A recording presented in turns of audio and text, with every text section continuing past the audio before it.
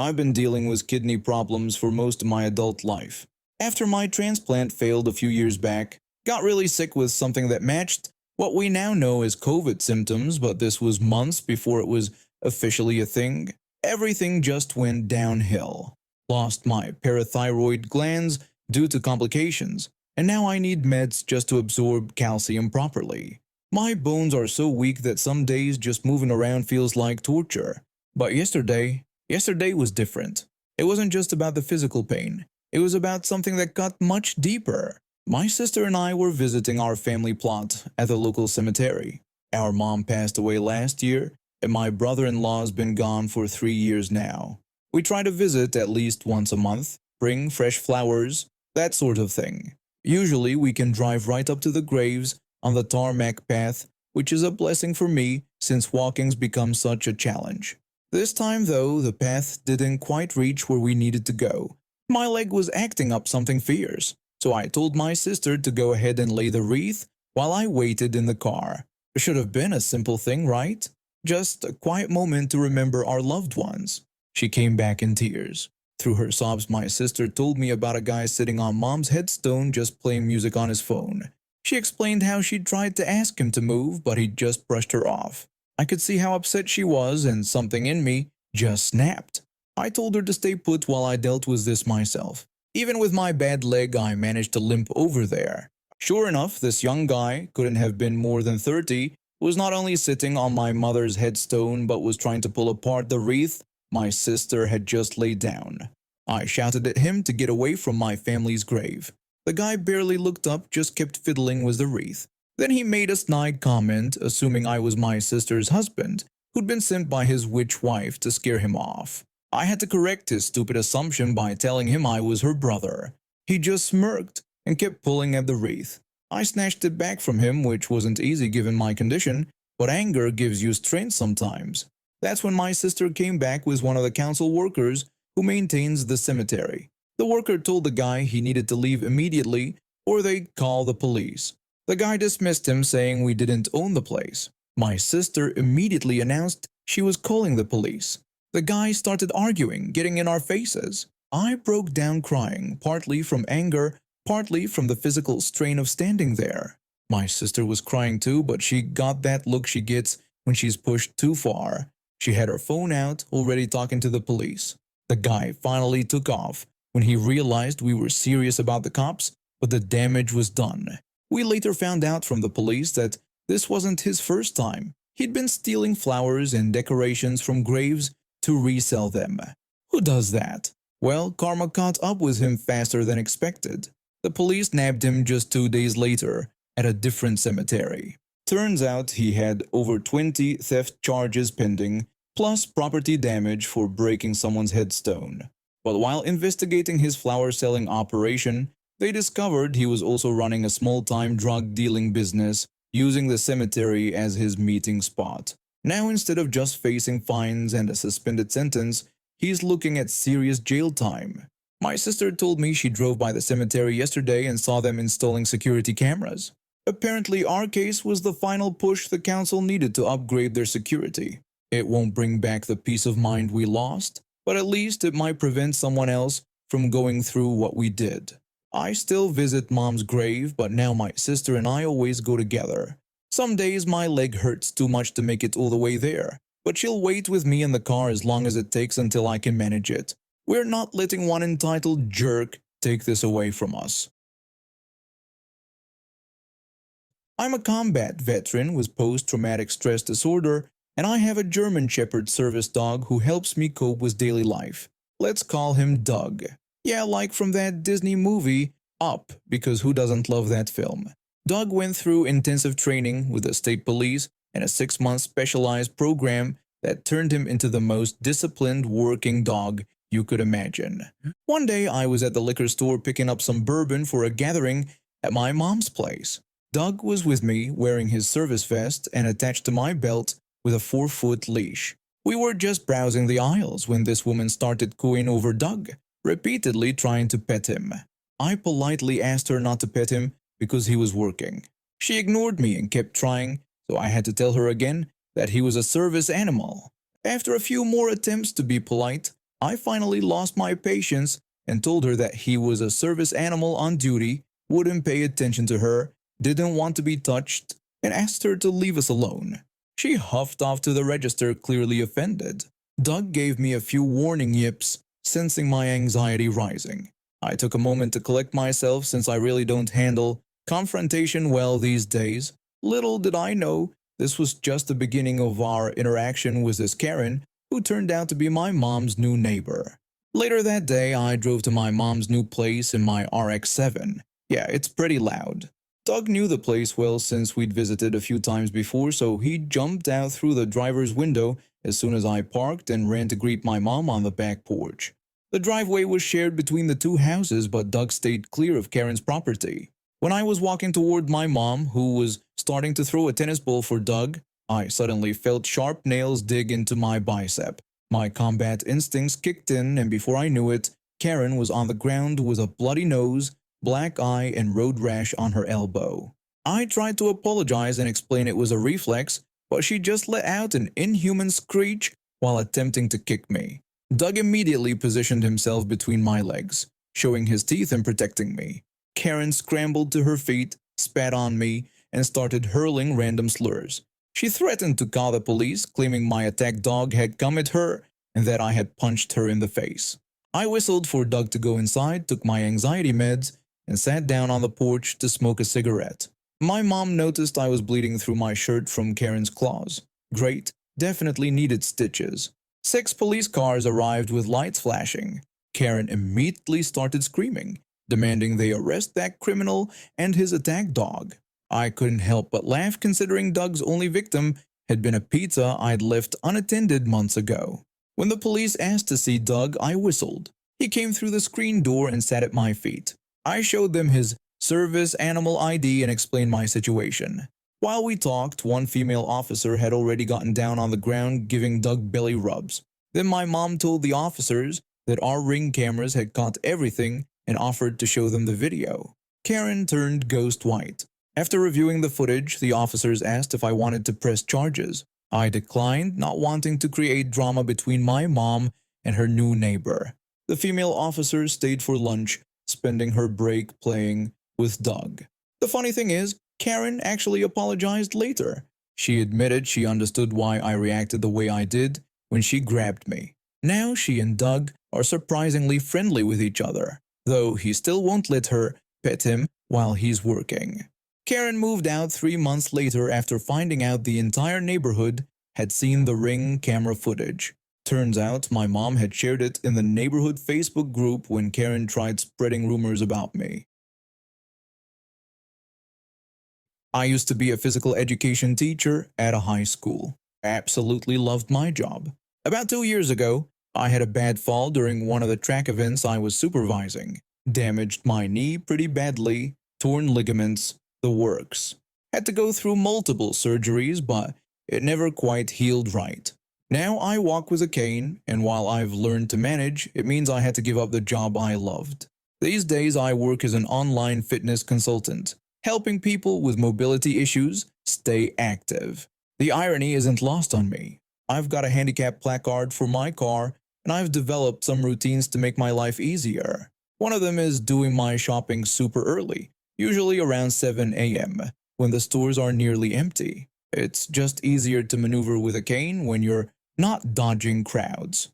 So there I was, pulling into the handicap spot at this big department store. You know, one of those famous ones where everyone does their holiday shopping.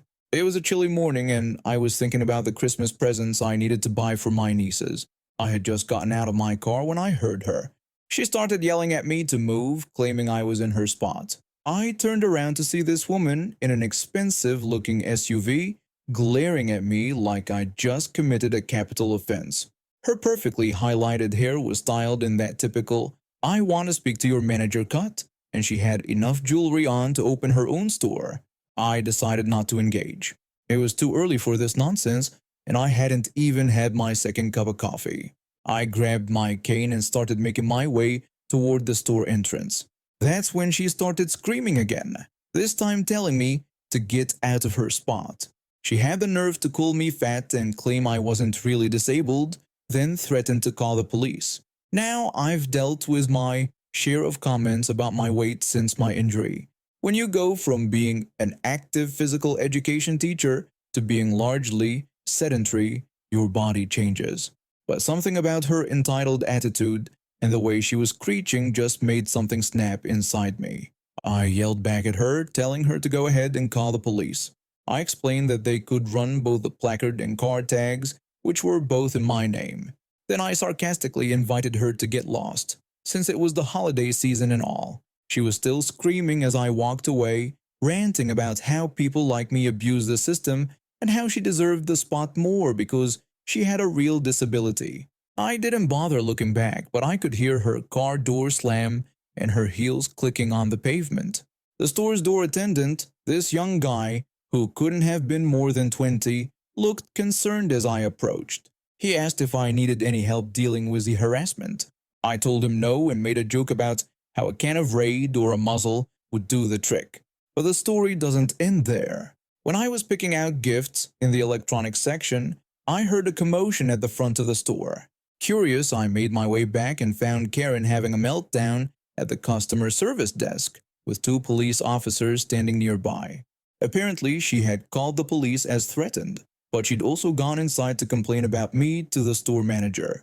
What she didn't know was that the store had recently installed new security cameras in the parking lot, and the door attendant had already reported the incident. One of the officers explained to her that they had verified my handicap placard was valid. He warned her that her behavior could be considered harassment and mentioned that the store had provided them with video evidence of her actions. She started shouting again, insisting that I was obviously faking it and that she needed the spot for her shopping. The officer asked her if she had a handicap placard herself. She stammered out that she didn't, trying to make excuses. The officer then told her that she wasn't authorized to park in handicapped spaces and warned her that threatening other customers could result in legal repercussions. The store manager then stepped in and told her that she was no longer welcome at the store due to her harassment of customers. When she was being escorted out, I couldn't resist calling out to her with mock cheerfulness, suggesting that maybe Santa would bring her some manners this year. The store manager apologized to me and gave me a discount on my purchases. The door attendant told me later that Karen had tried to pull this stunt before with other customers, but this was the first time she'd actually called the police on herself. Anyways, I got my Christmas shopping done and Karen got a lesson in humility, though I doubt it stuck. I've been working at this company for over 15 years. When I first started, it was actually a great place to work. Decent overtime pay, good atmosphere, and managers who treated us like human beings. But as technology started replacing more and more of what we did, things changed. Our building went from over 1,000 employees down to about 250, and the competition to keep your job got fierce.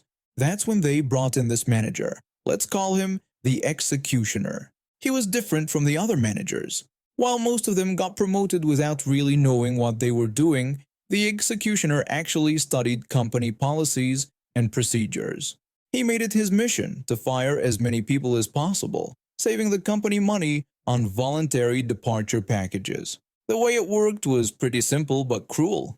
Even though everyone met the basic work requirements, they kept a bottom 10 list. If you were on it, you were at risk of being fired. Didn't matter if you were actually doing your job well enough. And since there would always be a bottom 10%, there was always someone to target. I had a decent performance record, usually in the top 10%, but I had health issues that affected my attendance. I also wasn't exactly subtle about how much I hated what the place had become. That's how I ended up on the executioner's team. It was where they put all the problem employees they wanted to get rid of. The executioner tried to fire me 7 times in 1 year. 7 times! Each time I had to go to human resources to fight it. During these meetings, I would point out how this was clearly discrimination based on my health condition, even offering my hospital records as proof. The human resources representative would agree and say they couldn't approve the termination since my medical absences were protected. The executioner would then try to claim it wasn't about the absences but about overall reliability and commitment to the role. I'd counter by reminding him how just the previous month he had praised my work quality and called me one of the most efficient team members. This dance kept repeating. Eventually, I went to human resources with a bigger complaint. I explained that this wasn't just about me anymore. The executioner was creating a hostile work environment by specifically targeting people with health issues or personal problems. The human resources representative sympathetically told me they understood my concern but couldn't do anything because upper management supported him since he was saving them money on severance packages. When I asked if this was even legal, they explained that unless I could prove direct hostility or abuse, my only option would be taking it to court. Then they mentioned, almost casually, that there were some new positions opening up. They were looking for roaming managers, people willing to travel anywhere in the country on short notice. Not many people wanted these jobs. That's when the idea hit me. The executioner was always bragging about his perfect family life, his wife, his kids, his house. He'd never want a job that would take him away from that. I gathered a few other employees who'd been targeted by him, and we put our plan in motion. We sent glowing recommendations about the executioner directly to upper management, way above our local managers' heads. I told my co-workers to emphasize his deep knowledge of company procedures and how efficiently he handles difficult situations. One co-worker suggested mentioning how he was always talking about wanting more responsibility, which I thought was perfect. I also reminded them to highlight his attention to detail and dedication to company policies. For months, nothing happened. Then one morning, the executioner came in absolutely livid. He was shouting about how ridiculous it was that they couldn't force him to take this position. His boss explained that it wasn't forcing, it was a promotion, and upper management had specifically requested him based on his excellent recommendations. The executioner protested that he had a family and couldn't be traveling all over the country. His boss simply said his options: take the standard demotion package and return to a regular employee position with a significant pay cut, or accept the promotion. Instead, the executioner quit. He took voluntary departure, the very thing he'd been preventing others from getting for years. On his last day, he completely lost it. He started yelling about how ungrateful we all were, how he had done everything they asked and followed every procedure, claiming he was the only one willing to make the hard decisions.